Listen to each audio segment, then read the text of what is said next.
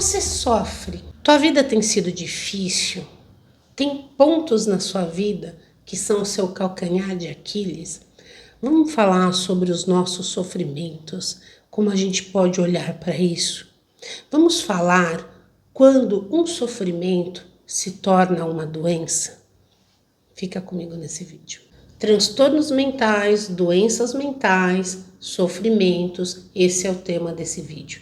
A gente vai olhar para todos esses transtornos, essas doenças, por um olhar mais humano. É importante a gente ter um olhar humano diante de um transtorno. Eu atendo pessoas que passam de médico em médico e eu percebo que a pessoa que tem um acompanhamento psicológico e psiquiátrico sempre com os mesmos profissionais, ela tem uma outra visão da sua situação, do seu transtorno, e ela tem uma outra estabilidade emocional. Muitas pessoas desprezam o atendimento psicológico. E não tem remédio que faça milagre se a pessoa não fizer terapia. E quando eu falo isso, não é para a pessoa fazer terapia comigo, porque a minha terapia sistêmica, ela não se encaixa. Eu trabalho especificamente com transtorno de personalidade dependente, com codependência, né, que gastam demais. Mas a minha abordagem terapêutica é uma abordagem que nem reconhecida pelo Conselho de Psicologia é. Então não é uma psicoterapia. E eu encaminho essas pessoas que passam em constelação comigo para psicoterapeutas, para colegas. Por quê? Porque às vezes a pessoa está com um rótulo errado, ou só um rótulo, e ela tem algumas comorbidades. Então vamos lá. Doenças mentais. Algumas doenças são doenças mentais. Elas são classificadas num livro que chama DSM-5, porque precisa ter uma classificação universal de critérios de exclusão e de inclusão, para que todos os profissionais possam ter um consenso em relação a um diagnóstico para que possa indicar o tratamento ideal. Então, vou dar um exemplo, tá? Vamos supor que você está com uma dor de barriga e você vai no hospital e um médico acha que é vesícula, o outro acha que é apêndice, o outro acha que é intestino. Eles vão operar o quê? Cada um vai operar uma coisa? Não, eles vão fazer um exame, esse exame vai apontar onde está o problema e eles vão cuidar do lugar onde está o problema. Com saúde mental não é tão simples assim, porque os diagnósticos, eles se entrelaçam. Muitas pessoas, por que se entrelaçam? Porque cada ser humano é um ser humano, porque cada pessoa passou por uma experiência, cada pessoa tem um temperamento. Então, o que para uma pessoa, na vida dela, determinado acontecimento não teve muito impacto, para outras teve muito impacto. Algumas pessoas, elas têm um modo sobrevivência mais alerta. Essas pessoas, antigamente, eram consideradas neuróticas. Hoje todo mundo sabe que todo mundo é neurótico. Esse nível neurótico, que é usado esse termo no Big Five, em alto grau de neuroticismo, é uma pessoa muito reativa ao meio. Isso é temperamento, isso é personalidade. Então, uma criança que ela tem um temperamento muito reativo, quando acontece algo pontual na infância dela, isso para ela tem um grau de trauma, gera um grau de trauma muito maior do que para outra criança. Então, às vezes vem uma pessoa aqui e me conta uma coisa que aconteceu na infância dela, que é extremamente grave, e para ela conseguiu digerir, seguir em frente, e aquilo não tem importância nenhuma para ela. Mesmo que no campo apareça alguma coisa que reverbere na alma dela, no dia a dia dela, na mente dela, isso não se tornou um transtorno. E às vezes uma pessoa vem com alguma coisa muito pontual que aconteceu, e que ela deu uma importância, uma coisa que aconteceu desse tamanho, ela deu uma importância desse tamanho, e a vida dela parou daquele lugar e se torna tudo que ela faz na vida é em torno daquele momento traumático. Por quê? Porque ela tem um alto nível de reatividade. A gente consegue saber que existem classificações que, embora não sejam perfeitas, não são perfeitas, não dá para seguir a risca, mas que colocam as pessoas num lugar de elas terem, sabe, nome e sobrenome do que elas sentem. Isso é bom para a pessoa. Isso traz um alívio para a pessoa. A pessoa saber que tem outras pessoas no mundo que sentem como ela, que pensam como ela, que lidam com aquela situação como ela. Mas a gente tem que tomar muito cuidado para não ser colocado em caixinhas, porque senão vai estar todo mundo numa caixinha. Todo mundo tem neurose, todo mundo tem medo, todo mundo tem ansiedade. Se eu tenho se eu vou fazer uma prova que eu não estudei muito, vou ficar ansioso. Uma pessoa que tem mais tendência a ficar ansiosa vai ficar mais ansiosa, vai dormir menos, mas ansiedade é uma coisa normal. Quem mora numa cidade grande como São Paulo tem ansiedade. O ladrão tá com ansiedade porque ele tá com uma arma, às vezes ele tá drogado, ele tem que encontrar uma vítima logo, ele tá com pressa, ele tem medo de ser pego pela polícia, e a vítima tá ansioso, tá ligadão, porque ele tá com medo que alguém venha e pegue as coisas dele. Então, assim, todo mundo tá ansioso. E isso não é doença. E muitas coisas que a gente sente é classificado como doença e não é doença, são sentimentos. O que causa um transtorno é quando a gente fica paralisado em torno daquele sentimento que aconteceu. Para isso, você vai no seu psiquiatra e no seu psicólogo para olhar por qual motivo você repete esses padrões de comportamento, ou para olhar a origem disso, por qual motivo você funciona assim, ou por qual motivo você percebe que esses ciclos se repetem no seu sistema. Aí você vem para uma constelação. Na constelação, a gente não usa classificação nenhuma de nada. Não tem esse rótulo, não tem caixinha, tem sintomas. Eu vou olhar para você do jeito como você se sente em relação às coisas. Eu me sinto de tal forma em relação, independente do sintoma que você tem, independente do diagnóstico que você tem, né? Mas o que eu peço sempre é que, se o seu humor não estiver estabilizado, para você não vir.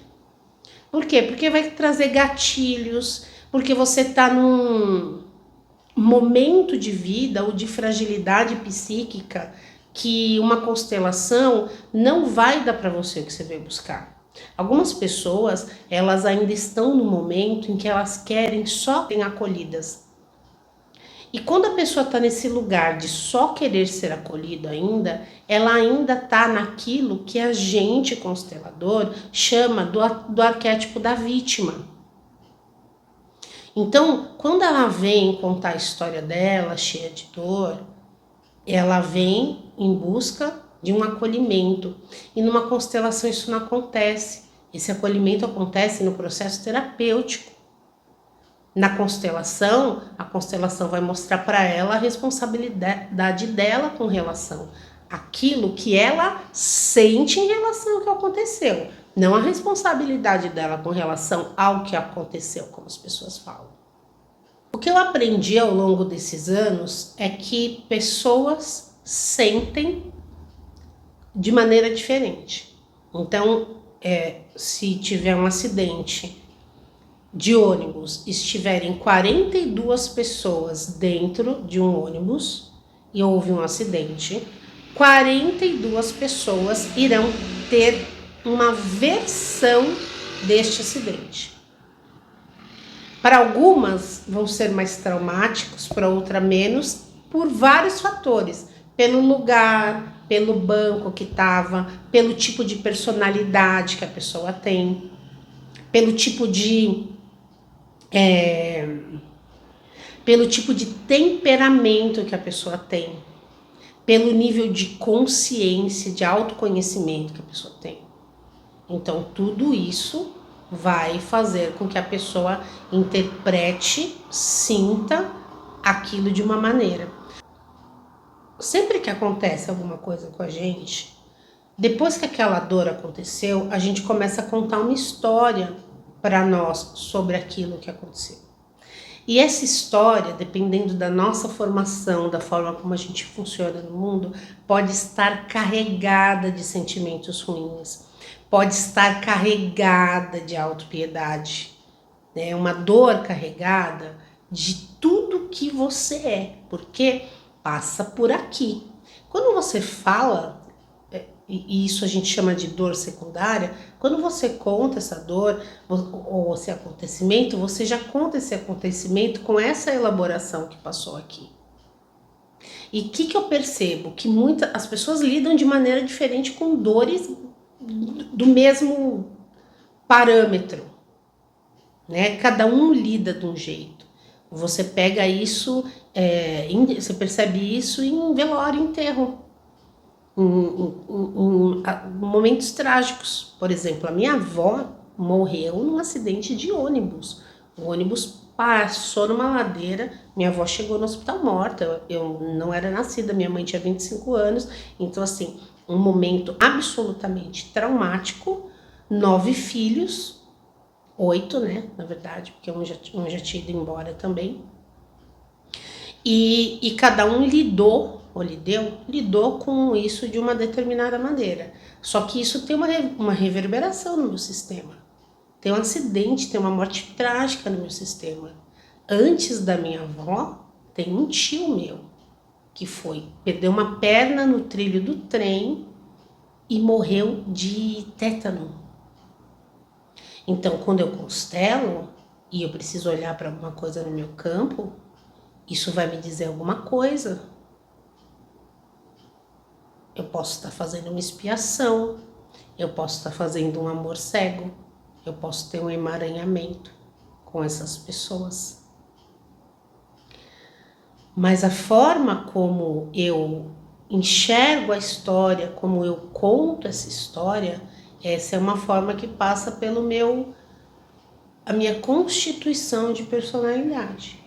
Isso vem muito de encontro com a classificação dos transtornos. Muitas doenças mentais são classificadas como transtorno e são doenças, não transtorno. Transtorno é algo que me transtornou, aconteceu comigo, aquilo gerou um trauma, aquilo gerou uma dor que eu fico remoendo, porque passa por aqui, eu conto uma história e essa história me dói demais. E quando eu vejo alguma coisa, ou eu sinto alguma coisa, ou eu ouço alguma coisa que me remete a essa história, eu revivo essa dor, que é o que as pessoas chamam de gatilho. Mas fugir dessa dor, evitar o gatilho, é fugir de uma coisa que precisa ser olhada. Porque se você não olhar, você vai continuar a vida inteira com esse gatilho. É um botão. A vida inteira alguém vai apertar esse botão. Porque as pessoas não sabem que você tem o botão que te traz tal coisa. Se você não trabalha isso, e isso você faz na sua terapia de toda semana, esse gatilho nunca vai sair daí. Então tem 2 vieses com relação a isso, e assim, eu não me limito nos 2, eu acredito que existam centenas. Tem o pessoal que fala que essa classificação exagerada de colocar as pessoas em caixinhas é única e exclusivamente para vender mais remédio, e realmente aumentou ultimamente o consumo de remédio drasticamente. E uma outra vertente que fala uma coisa que também é verdade. Antigamente as pessoas eram colocadas em manicômios, era eram as pessoas que tinham qualquer tipo de transtorno psiquiátrico, era tido como era psicótico esquizofrênico, a classificação. Morreu louco. Ah, fulano morreu louco. Você vem com a história do pessoal da minha geração passada, essa história. Ah, eu tinha um tio que morreu louco. Ah, eu tinha um avô que morreu louco. A sanatório era o nome. Sanatório era o nome. As pessoas iam para sanatório, ficava doente ia para sanatório. Então tem os dois lados. Graças a essa classificação, a gente pode compreender que existem grupos enormes de pessoas que sentem a vida da mesma forma, que têm traumas em determinadas coisas da mesma forma e que não tem nada de errado com elas, que elas precisem ser excluídas da sociedade. Então, assim, essas classificações, no meu ver, são classificações inclusivas. Eu, como neurodivergente, como TDAH, eu me sinto incluída. Eu não me sinto rotulada. A forma de você ver depende de você, a forma de você ver. Da mesma forma que uma pessoa que se sente numa caixinha, eu tenho TAG, transtorno de ansiedade generalizado, e eu tomo medicação há 10 anos, mas a pessoa não faz terapia, ela mesma se colocou numa caixinha.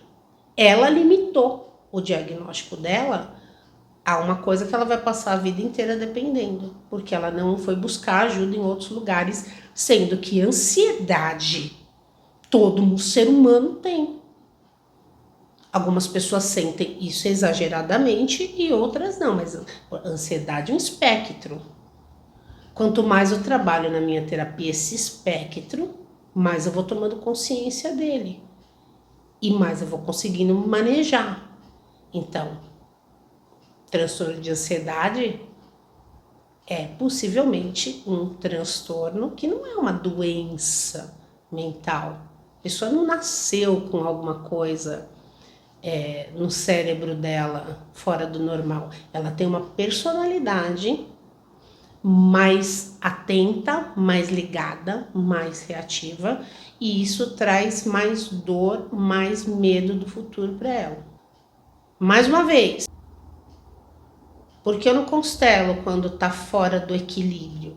Porque qualquer coisa que aconteça numa constelação para uma pessoa que não está com o humor estabilizado pode ser um gatilho.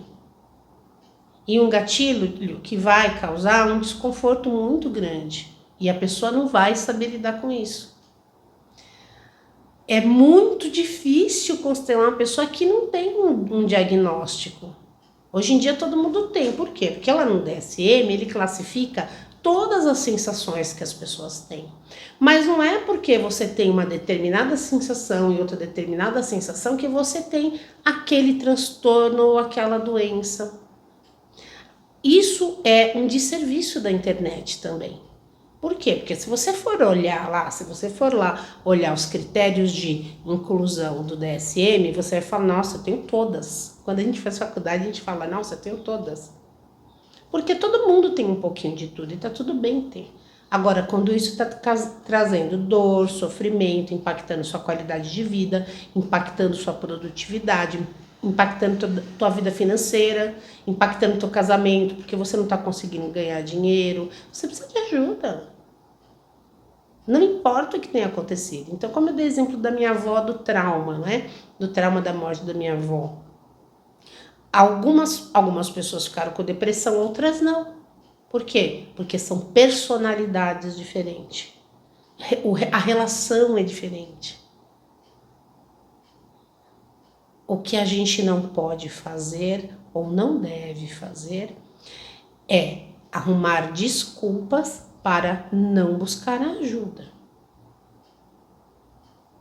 E continuar a vida inteira presa naquela coisa que eu chamo de dor de estimação. Eu faço a minha vida para naquele lugar e tudo que vem depois é em torno eu fico me voltando para essa dor. E aí ela vira uma desculpa. Ela é a minha autossabotagem. Eu não ganho dinheiro porque eu tenho essa dor, meu casamento é ruim porque eu tenho essa dor, eu não paro em nenhum emprego porque eu tenho essa dor. Tá, mas o que você faz com essa dor? Eu tomo remédio. Todos nós temos sentimentos primários, que é aquilo que acontece num evento. Acontecer um evento, eu tenho um sentimento primário. Amor, ódio, raiva, vontade, tesão. Eu tenho um sentimento primário.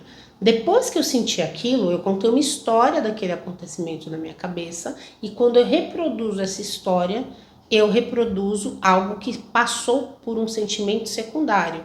Não é mais aquele sentimento. E aí, nesse sentimento secundário, eu fico presa na minha dor, tá?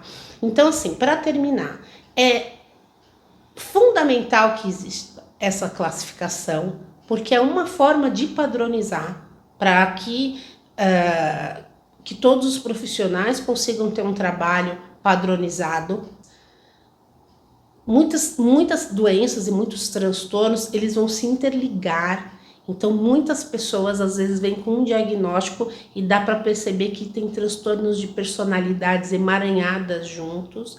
Esses transtornos de personalidade, eles são tratados em terapia e os transtornos psiquiátricos são tratados com remédio. Então, por exemplo, transtorno afetivo bipolar não é um transtorno de personalidade, é uma doença. Tá lá como transtorno.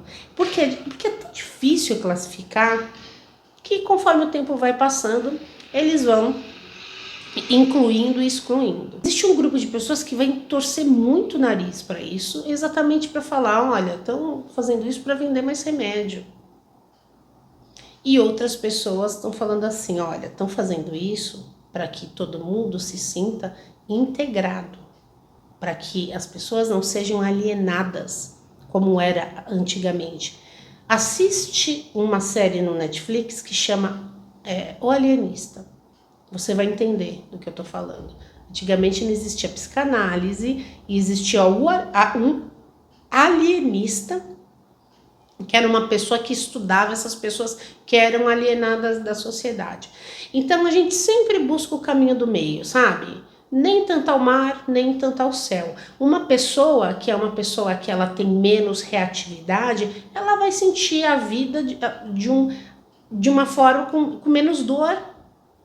Ou uma pessoa que ela tem todo mundo é narcisista um pouquinho, tá? O narcisismo, quando a gente é criança, a gente tem aquele narcisismo infantil, que é típico da criança, ela acha que ela é o centro do mundo, todo mundo tem. O narcisista patológico, ele não vai sentir, ele não vai ter a mesma dor de uma pessoa que é um empata. O que é legal é a gente não ficar preso em rótulos, em caixinhas e usar a doença como bichinho de estimação.